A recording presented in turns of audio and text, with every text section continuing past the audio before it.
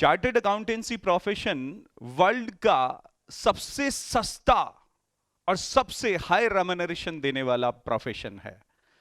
देखिएगा, इस चीज से आप इनकार नहीं कर सकते हैं कि किसी भी ऑर्गेनाइजेशन, वो चाहे एमएनसी हो चाहे आपका इंडियन ऑर्गेनाइजेशन हो, उसका सीईओ की जितनी भी पोस्टें हैं उसमें मैक्सिमम पोस्ट पर चार्टर्ड अकाउंटेंट अपना वजूद कायम करे हुए है। ठीक है, वो चाहे आप आदित्य बिरला जी को ले लीजिए, वो खुद एक चार्टर्ड अकाउंटेंट है। किंदवई को आप देख सकते हैं, वो चार्टर्ड अकाउंटेंट हैं। कुमार मंगलम बिरला जिसके बारे में मैंने बात करी, वो खुद चार्टर्ड अकाउंटेंट है। तो हम अगर इनकी बात करते हैं तो ये सब चार्टर्ड अकाउंटेंट है भी। ठीक है, और लेकिन इसके साथ में एक मिथ जो जुड़ा हुआ है प्रोफेशन के साथ में, वो मिथ ये जुड़ा हुआ है कि ये प्रोफेशन जो है वो वर्ल्ड का टफेस्ट एग्जाम है। देखिएगा, ये चीज तो आपने देख लिया होगा और वीडियोस सुन लिए होंगे कि ये 12th से भी ज्यादा आसान है। ठीक है, देखिएगा, मैं आपको एक चीज बता दूं कि ये सारा काम जो होता है वो सोच से होता है, कि हमारा सोच कितना पॉजिटिव है। ठीक है, मैं आपको एक सिंपल सा एग्जांपल बताऊं मेरे लिए, मैं आपको बताता हूं जो सोच की बात। जैसे एक मैं ये लाइन के लिए पूरा कंट्री के अंदर ये एक बवाल भी हुआ था कि भाई एक बंदा 2 घंटे पढ़ के किस तरीके से सीए फाइनल में टॉप फर्स्ट रैंक ला सकता है। लेकिन मैं इसके लिए कोई ताजुब वाली बात नहीं है, मैं तो साथ में ही हूं, लेकिन मैं दूसरों को भी ये संदेश देना चाहता हूं कि ये कोई बहुत बड़ा टास्क नहीं है भाई।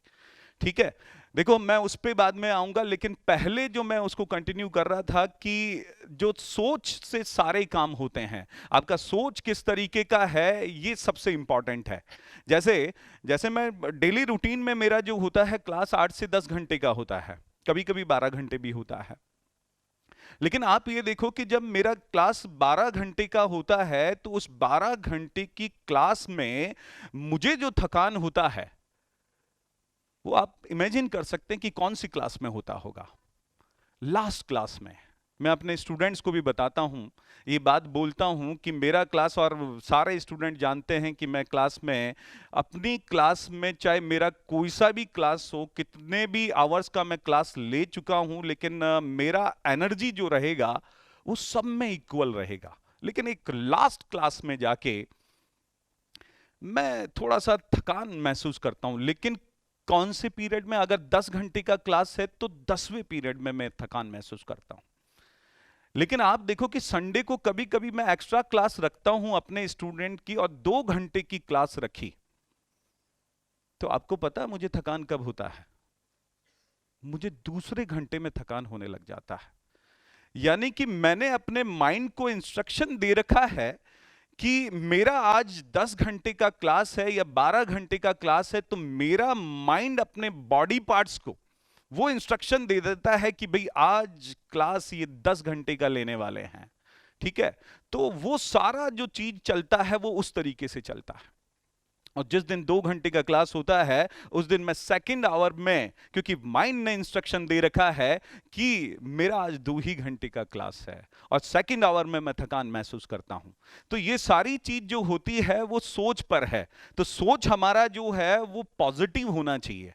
हमारी सोच इस तरीके की हो कि हम ये जो सोचते हैं कि जो भी मिथ चलते हैं कि वर्ल्ड का टफेस्ट एग्जाम, नहीं भाई, ये वर्ल्ड का टफेस्ट एग्जाम नहीं है। मैं आपको बता दूं कि सब चीज सोच पर है, और ये सोच का मैंने एक एग्जांपल आपको दिया है। और मैं शुरुआत, देखो आपको सबको पता है कि सीए प्रोफेशनल कोर्स जो है वो 3 स्टेजेस में चलता है। सीए फाउंडेशन, जिसका पहले नाम सीपीटी था, और अभी दूसरा जो स्टेज आता है इसका, वो आता है सीए इंटरमीडिएट, जिसका पहले नाम आईपीसीसी, और लास्ट स्टेज जो होता है वो सीए फाइनल का। देखो, जो पहला स्टेज होता है सीए फाउंडेशन, उसमें सबसे बड़ा जो रोल स्टूडेंट को जो लगता है, फोबिया जो लगता है, वो मैथमेटिक्स का लगता है भाई। उनको लगता है कि अगर मैं मैथ्स में पास नहीं हुआ तो भाई मैं सीए क्लियर नहीं कर पाऊंगा। मैं आपको बता दूं कि मैक्सिमम स्टूडेंट आजकल जो आ रहे हैं वो नॉन मैथ्स बैकग्राउंड के आ रहे हैं। नॉन मैथ्स बैकग्राउंड का मतलब है कि जिनके पास में 10th तक मैथ्स था लेकिन 11th 12th में उनके पास में मैथ्स नहीं रहा, तो उनका सबसे बड़ा जो फोबिया है वो मैथमेटिक्स को लेके है। लेकिन मैं ये कहता हूं कि ये जो डर है वही हमें सही काम नहीं करने देता। पहली बात तो ये कि जैसे मान लीजिए कि डर का एक एग्जांपल बताऊं कि मुझे मेरे फादर से डर लगता है, तो आप ये देखो कि मैं जब अपने फादर के सामने जाता हूं तो मेरा वॉइस वाइब्रेट करता है, ठीक है, बोल नहीं पाता, कहना क्या चाहता हूं कह क्या जाता हूं। वो ये सोचते हैं कि क्या पढ़ाता होगा। हाँ, आप समझिए बात को कि डर जो है आपका नॉर्मल कोर्स जो होता है उसको भी नहीं करने देता। तो डर जो है वो थोड़ा सा उस पे हमें काबू पाना होगा भी। और डर पे काबू पाने का एक ही तरीका होता है कि जिस चीज से डर लगे उसको अपने साथ में रखो। मैथ्स से डर लगता है तो मैथ्स को साथ में रखो। और साथ में रखने का मतलब ये नहीं है कि किताब लेके घूम रहे हैं साथ साथ में। हाँ? साथ में रखने का मतलब है कि आप उसको ज्यादा से ज्यादा बार रिवाइज करो। देखो ये जानते सब हैं कि डर का, जैसे मान लीजिए अंधेरे से आपको डर लगता है, तो आपको अगर अंधेरे से डर लगता है तो आप अंधेरे में रहना स्टार्ट कर दो, आपका डर खत्म हो जाएगा। फादर से डर लगता है, फादर के साथ में रहना स्टार्ट कर दो, वो खुद दूर दूर भागने लग जाते हैं, बोला डर खत्म हो जाएगा। ठीक है, तो आप ये समझिएगा कि डर जो होता है वो हमें नॉर्मल कोर्स ऑफ एक्शन नहीं करने देता। तो हमें मैथ्स के लिए पहली बात तो आपको ये डर हटाना है, और डर का तरीका मैंने बता दिया कि आपको उसको ज़्यादा से ज़्यादा बार रिवाइज करना है। अच्छा, कई स्टूडेंट का ये होता है कि साहब मेरा थोड़ा सा दिमाग जो है वो थोड़ा कम चलता है। ये भी एक क्वेश्चन आता है कि जो दूसरे स्टूडेंट है वो तो बराबर इस पे काम कर लेते हैं, लेकिन मैं जो है वो मेरा दिमाग थोड़ा सा इस चीज में कम चलता है। लेकिन मैं ये कहता हूं कि भाई सबका बराबर चलता है। अच्छा, मुझे एक जवाब बताइए कि दिमाग जो है वो बादाम खाने से चलता है या अखरोट खाने से? हाँ, कौन रिप्लाई करेगा भाई? हाँ, हाँ, नहीं, बादाम ठोकर खाने से तो नहीं, नहीं वो दिमाग ठोकर खाने से तो नहीं चलता।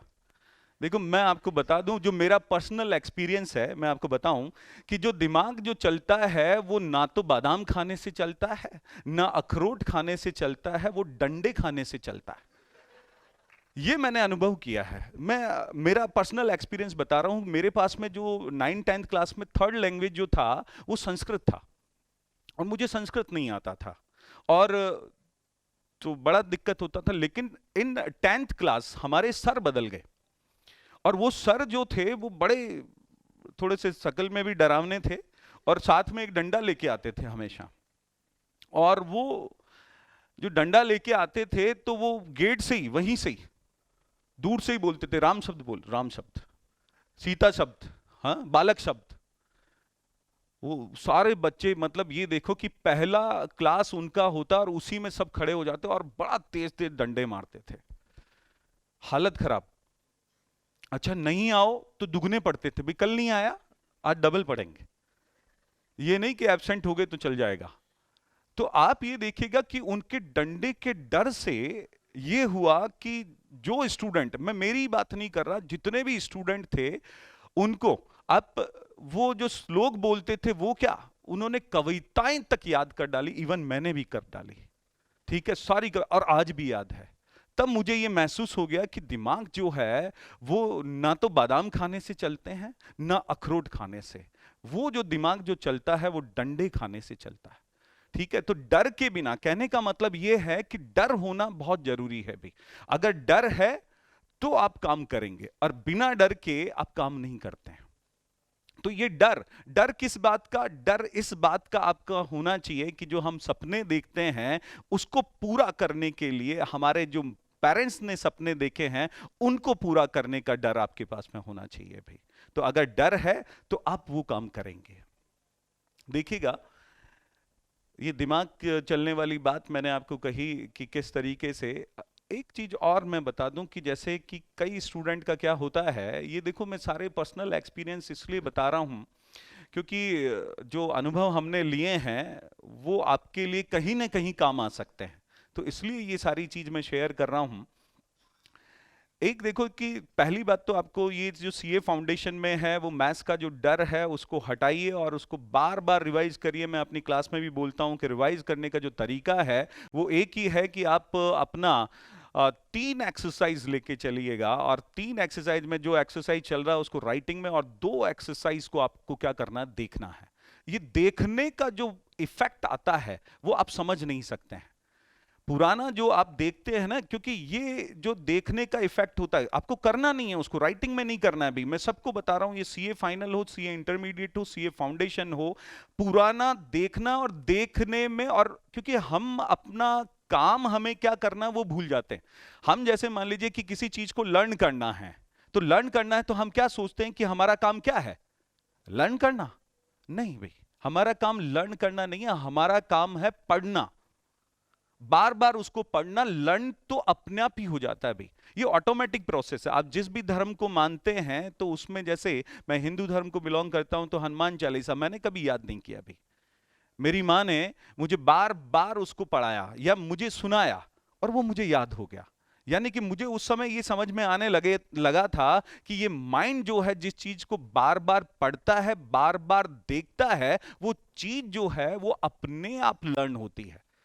तो कोई भी चीज डिफिकल्ट नहीं होता है अभी, उसको हमें क्या करना होगा, बार बार उसको देखना होगा, और देखने में ज्यादा वक्त जाया ना करें। जो एक्सरसाइज चल रहा है उसको आप राइटिंग में करें, चाहे आप पॉइंट आउट करें, और पुराना जो है वो देखते रहें।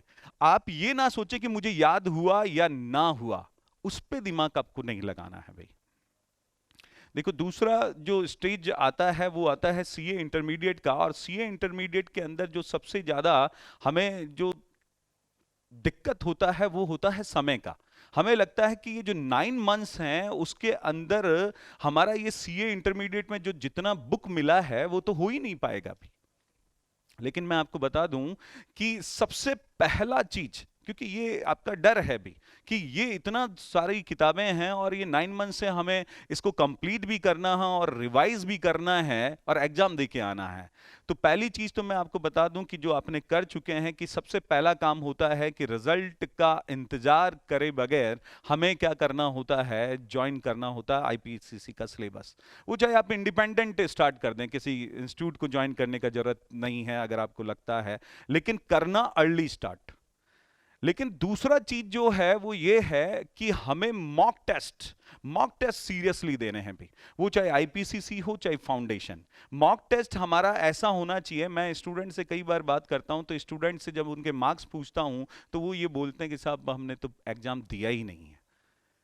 मैं ये कहता हूं कि अगर वो एग्जाम नहीं देगा तो ये मान के चलिएगा कि वो अपना जो भी फाइनल एग्जाम होगा उसके अंदर क्लियर करने में वो क्वेश्चन मार्क उसने खड़ा कर दिया है भाई।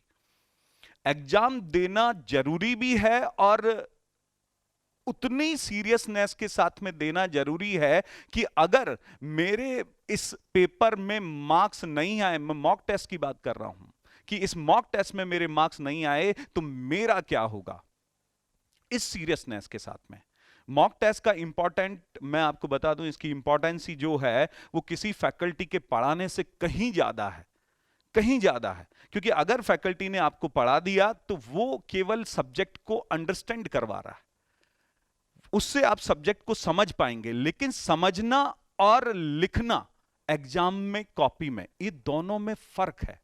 तो आपको ये चीज अच्छे से समझनी होगी कि उन्होंने जो पढ़ाया वो हमने समझ लिया, लेकिन अगर अब हम उसको कॉपी में लिखना चाहते हैं तो उसको हमें लर्न करना पड़ेगा, और लर्न करने का एक ही तरीका है कि आप बार बार उसको रिवाइज करें। आप जब रिवाइज करेंगे इसको, तभी ये सही तरीके से आप एग्जाम को दे पाएंगे।